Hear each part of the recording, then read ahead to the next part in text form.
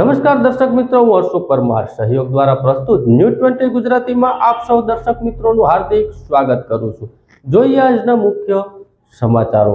જૂનાગઢ મહાનગરપાલિકાની ચૂંટણીના હવે થોડા દિવસો બાકી છે, ત્યારે ઉમેદવારો પ્રચારમાં વોર્ડમાં જાય છે, ત્યારે જાગૃત નાગરિકો દ્વારા જૂનાગઢ મહાનગરપાલિકાની બેદરકારી, ભ્રષ્ટાચાર તેમજ પ્રાથમિક સુવિધાથી વંચિત જૂનાગઢની રજૂઆતો કરવામાં આવે છે। જૂનાગઢ મહાનગરપાલિકા ચૂંટણી હવે થોડા દિવસો બાકી છે, ત્યારે જૂનાગઢમાં ભૂગર્ભ ગટર, પાણીની લાઈન, ગેસની લાઈનના કામો ચાલુ હોવાથી જૂનાગઢના દરેક વોર્ડમાં તંત્ર દ્વારા રોડ રસ્તાઓ ખોદી નાખવામાં આવ્યા છે, ત્યારે લોકો ત્રાહિમામ છે। આ કામમાં મોટી બેદરકારી તંત્ર દ્વારા કરવામાં આવી છે, ભ્રષ્ટાચાર જોવા મળી રહ્યો છે અને કાચબા ગતિએ કામ થઈ રહ્યું છે, ત્યારે વોટ માંગવા જાગૃત નાગરિક દ્વારા તંત્રને રજૂઆત કરવામાં આવી છે કે આ કામો ક્યારે પૂર્ણ થશે। 4 મહિના થયા, હજી સુધી રોડ રસ્તાના કામ પૂર્ણ થયા નથી। લોકો નારાજ છે, મહાનગરપાલિકા પર રોષ વ્યક્ત કરતા જોવા મળ્યા છે અને પ્રાથમિક સુવિધાથી વંચિત જૂનાગઢના લોકો મતદાન ઉપર કેવી અસર પડશે તે હવે જોવાનું બાકી રહ્યું। હું નાનક લાલચંદ જ્ઞાનચંદાણી, રહેવાસી આદર્શનગર 1, ઝૂલેલાલ મંદિરની પાછળ, શેરી નંબર 10।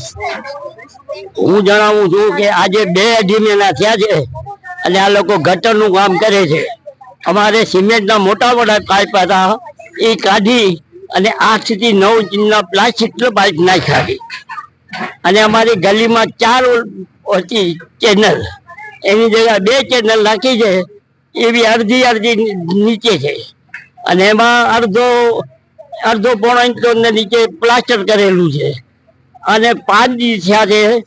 પાણીની લાઈન તૂટી ગઈ છે, એ લોકો પાણીની લાઈન રિપેર નથી કરતા। આજે ન છૂટકે એ લોકો કરી છે અને જેટલા ધારાસભ્ય છે એનો તો ખાલી પગાર જોઈએ, એને કે પબ્લિકને સાથે પડી નથી, કારણ કે જ્યાં ચૂંટણી થાય તે માણસને ભજીયા ને જમવાનું ખોર। આ વોટ છે એ અમારા ધારાસભ્યનું છે અને એ કોર્પોરેટર બી છે અને ચૂંટાઈ ગયા પછી અહીંયા દર્શન લેવા તો હવે ભગવાનના દર્શન મળે એવી રીતે એના ભગવાન દર્શન કરવા પડે, એને આવવાની કોઈ તસ્વીર નથી, એને તો સિર્ફ પગાર જોઈએ અને કોન્ટ્રાક્ટ જોઈએ। અહીંયા 5 દિવસે અમે પાણીમાં એટલો હેરાન થયા છીએ, ગટર તૂટી ગઈ છે અને ચેનલ જેની 4 હતી ગલીમાં એની જગ્યાએ 2 ચેનલ નાખી છે એ લોકો। ગોઠણની દુખાવામાં બીમાર માણસ છું અને મને કિડનીની તકલીફ છે, અહીંથી મારે નીકળવું હોય તો એવી રીતે એ લોકો ધૂળ છે, 5 દિવસમાં એ લોકોને ફુરસત નથી મળી કે ધૂળ ઉપાડે અને મારે દિવાલે પગ ઉપાડીને જવું પડે છે। અને આ તો પછી ગુજરાત સરકારનો કાર્ય છે, જ્યારે અમારા કમિશનરનો આપણે જુનાગઢનો વિકાસ છે અને જુનાગઢ આખામાં તમે ફરી આવો તો તમને નકરા ખાડા જ મળશે। એ લોકો સાંભળતા નથી, એટલે એ લોકોને કહીએ તો કે અમારી રીતે થાય છે ને,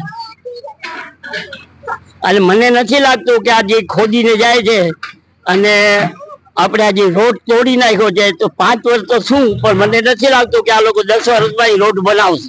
એવા ઉમેદવારે મત આપવા ઈચ્છીએ છીએ કે જે અમારા એક ફોનથી અંદર વાર્ડમાં આવી શકે, બાકી જો નકર એને પગાર મળે છે તો ઘરે બેઠા કોર્પોરેશનમાં જે પગાર લઈ લઈએ અને જે ચૂંટાવા આવે તે ખુલ્લું કહી દઈએ કે હું કામ નહીં કરું, મને વોટ આપો, હું તમને ભજીયા ખવડાવીશ અને જમવાનું ખવડાવીશ। નામ બોલો। લીલાવંતી પોકિયા। હવે ગટરનું કામ એ લોકો કરવા આવ્યા ને ત્યારે મારા 3 ભૂંગરા નાખી દીધા અને 4 ભૂંગરા નાખતા નથી, અધૂરું મૂકીને વયા જાય છે અને કરવું જ નથી એને।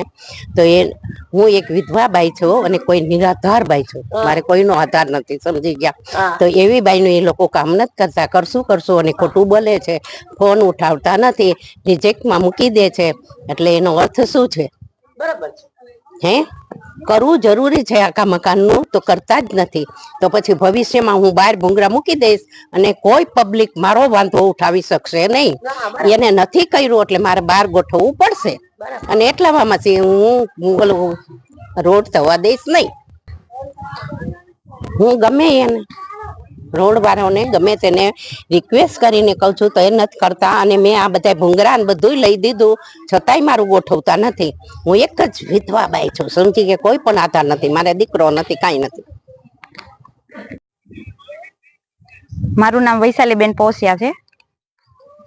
અત્યારે રોડ ખોદાય છે ને, તો આ અત્યારે લાઈન ખોદેલી છે, તો પાણીમાં પ્રોબ્લેમ થાય છે બહુ.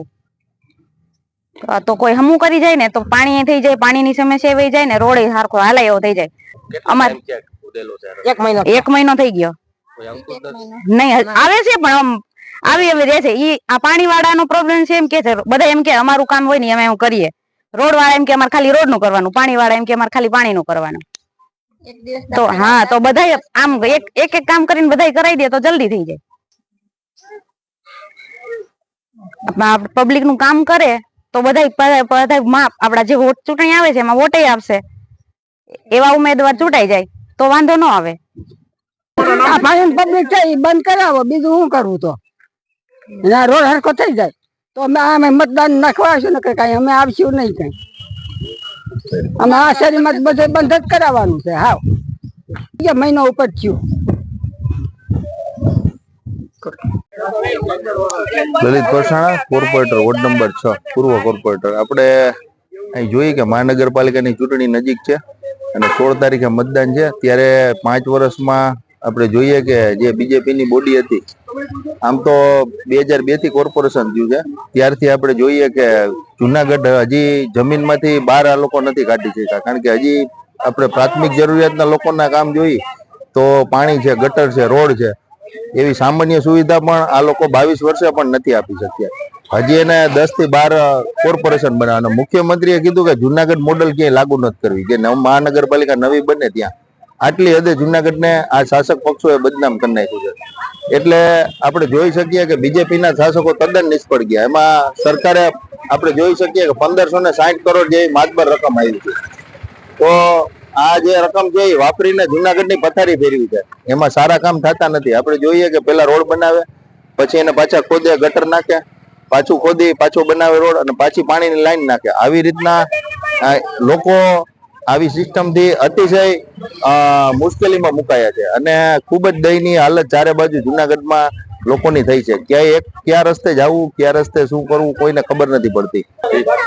આપણે અહીં તાજું જોઈ શકીએ. આપણે તમે જુઓ કે આ રોડ ખોદેલા છે અને પાણીની પાઇપલાઈનો નાખેલી છે, અને ત્યારબાદ ગટરો પાછી ખોદવામાં આવે છે. એમાં એક બીજો સ્ટાફ કોઈ આયોજન વગર અણધડ એક ગટર વાળો ન હોય તો એની હિસાબે 15 થી મહિનો દી કામ પૂરું. પાણી વાળા ન હોય તો એને 15 થી મહિનો, એને હિસાબે 2-3 મહિના રોડ ખોદેલા પડ્યા રહે છે. સમયસર કોઈ કામગીરી કરવામાં આવતી નથી. ક્વોલિફાઈડ સ્ટાફ નથી ઇજનેરો મહાનગરપાલિકા પાસે. જે પીએમસી હોય તે પણ હાજર રહેતા નથી. કોઈ પણ લોકો જવાબદારી લેવા મહાનગરપાલિકામાં તૈયાર નથી. અને આડેધડ રસ્તાઓ ખોદી, ચૂંટણી છે, તાત્કાલિક એને રોડ રસ્તા બનાવવા છે, ઉપરથી એવા કમિશનરને પણ આદેશ છે. આવી રીતના જો કામગીરી કરવામાં આવે તો તમામ પૈસાનું પાણી થઈ રહ્યું છે. આપણે જોઈ શકીએ કે મુખ્યમંત્રીએ પણ ટકોર કરી હતી કે ભાઈ જુનાગઢમાં આટલા બધા પૈસા મોકલા, આટલા વર્ષોથી તમે શું કરો છો? જાહેર મંચ ઉપરથી આવી ટકોર કરેલી છે. એટલે આવી જે બધી સિસ્ટમો છે ભ્રષ્ટાચારની આ લોકોની, એનાથી આખું જુનાગઢ ત્રાહિમામ થઈ ગયું છે. એટલે આ વખતે જયારે 16 તારીખે ચૂંટણી છે, ત્યારે કાલે અમારા કોંગ્રેસ પક્ષના જે આગેવાનો છે સેન્સ પ્રક્રિયામાં કાલે બધા ભાગ લીધો હતો. યુવાનો પણ જોડાણા, વડીલો અને પ્રતિષ્ઠિત માણસો આ વખતે આવી રહ્યા છે. અને સારામાં સારા લોકો અમે એવું અત્યારે આયોજન કરીએ છીએ કે સારામાં સારા પ્રતિષ્ઠિત અને લોકો વચ્ચે રહીએ, કાયમી કામ કરે, જ્યારે જરૂર પડે ત્યારે ફોન ઉપાડે, આવે અને લોકોને ઉપયોગી થાય એવા સારા લોકોને, યુવાનોને ચહેરા હોય એને મૂકી અને લોકોની તકલીફો 5 વર્ષ દૂર કરે અને જુનાગઢની જે ભ્રષ્ટાચારી સિસ્ટમ છે એને દૂર કરી અને લોકોને સારામાં સારી સુવિધા મળે અને ટેક્સના પૈસાનું વળતર મળે, એ રીતના કાર્યો કરે. એ રીતના વહીવટી કુશળ લોકોને અમે લઈ આવી અને મહાનગરપાલિકાને ચૂંટણી લડાવશું, જેથી કરી આ વખતે 100% ભાજપનું શાસનથી લોકો ત્રાહિમામ થઈ ગયા દૂર થાય. ચોરવાડ નગરપાલિકાની ચૂંટણી યોજાવાની છે, જેમાં ચોરવાડમાં ભાજપ અને કોંગ્રેસ વચ્ચે 24 બેઠકો ઉપર સીધી ટક્કર જોવા મળશે. આગામી 16 તારીખે ચોરવાડ નગરપાલિકાની ચૂંટણી યોજાવાની છે, જેને લઈને ચોરવાડમાં ભાજપ અને કોંગ્રેસ વચ્ચે 24 બેઠકો ઉપર સીધી ટક્કર જોવા મળશે.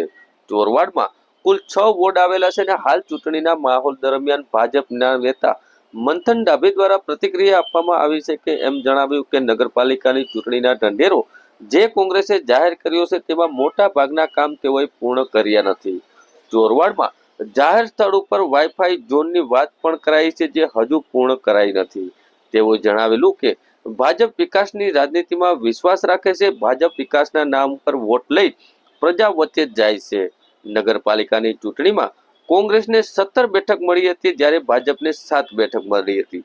ચોરવાડ નગરપાલિકામાં અંદાજે 20,500નું મતદાન છે, ત્યારે આગામી ચોરવાડ નગરપાલિકાની ચૂંટણીમાં ભાજપ અને કોંગ્રેસ વચ્ચે 24 બેઠકો પર સીધી ટક્કર થશે. સાહેબ, આજે આપે જે 3 નગરપાલિકાને લઈને ઉદ્ઘાટન કર્યા છે, શું કહેશો? સૌ પહેલાં તો દિલ્હીની અંદર ભારતીય જનતા પાર્ટીનો ભવ્ય વિજય થયો છે.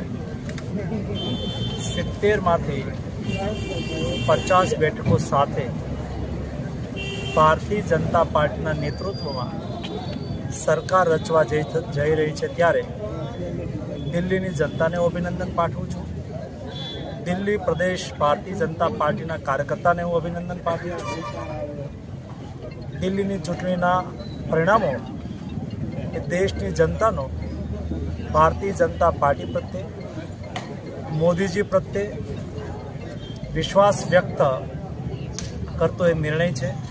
એટલા માટે સૌ ભારતીય જનતા પાર્ટીના કાર્યકર્તાને અને જનતા જનાર્દનને અભિનંદન પાઠવું છું. આજે સાહેબ આ નગરપાલિકાના કાર્યાલયના ઉદ્ઘાટન કર્યા છે, કેવો માહોલ છે, કેવું લાગે છે આપને? ગુજરાતની નગરપાલિકાઓની ચૂંટણીઓમાં પણ ભારતીય જનતા પાર્ટી પ્રત્યેનો હકારાત્મક માહોલ છે. ભારતીય જનતા પાર્ટી વિકાસની રાજનીતિ કરે છે. સૌનો સાથ, સૌનો વિકાસ, સૌનો વિશ્વાસ અને સૌના પ્રયાસથી રાજ્યની જનતાની સુખાકારી વધે, એના માટે સામૂહિક પ્રયાસોનું મોડેલ એટલે ગુજરાત છે. અને એટલા માટે ગુજરાતની ચૂંટણી, સ્થાનિક સ્વરાજ્યની ચૂંટણીઓમાં એટલે કે નગરપાલિકાઓ અને બાય ઇલેક્શન, તાલુકા પંચાયત અને જિલ્લા પંચાયતના જ્યાં છે ત્યાં પણ ભારતીય જનતા પાર્ટીનો વિજય છે. સાહેબ, ખાસ કરીને માણાવદરનો એક પ્રશ્ન છે, અહીંયા 4 દિવસે લોકોને પાણી મળે છે, ખૂબ મોટી સમસ્યા છે આ લોકોને.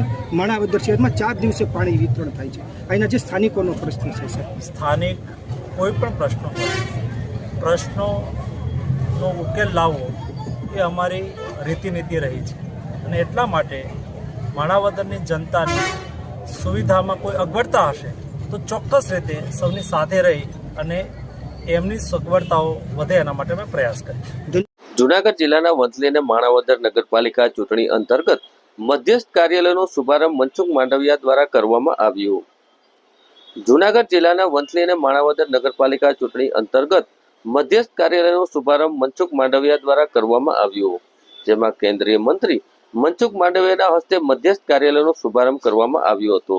ત્યારે મનસુખ માંડવિયા દ્વારા જણાવવામાં આવ્યું કે દિલ્હી ચૂંટણીમાં જોયું લોકો વિકાસને મત આપે છે. દિલ્હીમાં લોકોએ ભાજપને ભવ્ય જીત આપે તેવું પણ મનસુખ માંડવિયા દ્વારા જણાવવામાં આવ્યું હતું. સાથે અમારી સરકારે દરેકનો અધિકાર મળવો જોઈએ એ બાબતે પ્રાધાન્ય આપેલ છે. દિલ્હીની જીત બાદ ભાજપ અને એનડીએ સરકાર શાસિત રાજ્યની સંખ્યા હવે 24 થઈ છે, જેનું પણ મનસુખ માંડવિયા દ્વારા જણાવવામાં આવ્યું હતું. ને લોકો ભાજપને મત આપવા માંગે છે.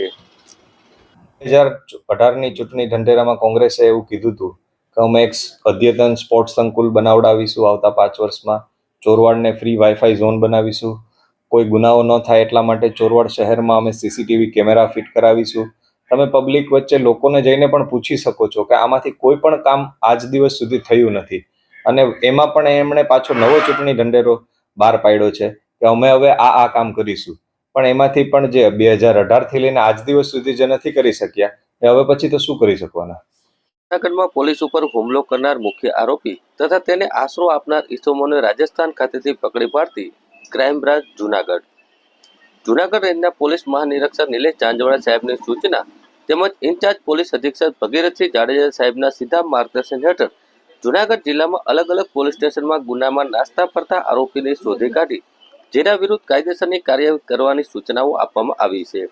જે અન્વયે ક્રાઇમ બ્રાન્ચના જૂનાગઢ પોલીસ ઇન્સ્પેક્ટર જે પટેલના માર્ગદર્શન હેઠળ ક્રાઇમ બ્રાન્ચના police inspector DK Zala, YP Hadiya તેમજ પોલીસ સ્ટાફના માણસો સતત પ્રયત્નશીલ હોય તે દરમિયાન જૂનાગઢ તાલુકાના પોલીસ સ્ટેશનમાં પ્રોહિબિશન તેમજ પોલીસ ઉપર હુમલો કરનાર મુખ્ય આરોપી લખન મેરુ ચાવડા જુનાગઢવાળોને પોતાની ધરપકડ ટાળવા સારું નાસ્તો કરતો હતો તે દરમિયાન ખાનગી રાહે ક્રાઇમ બ્રાન્ચના પોલીસ કોન્સ્ટેબલ દિવેશ કુમાર ડાબે તથા દીપકભાઈ ચૌહાણને ચોક્કસ હકીકત મળી કે આરોપી લખન મેરુ ચાવડા જુનાગઢ વાળો સુનિલ લાખા બારાઈ ઉર્ફે બબલુ રફીક ઉલ્લુ અશોક ગાંગડિયા તેમજ જુનાગઢ વાળાને આશરો આપ્યો છે।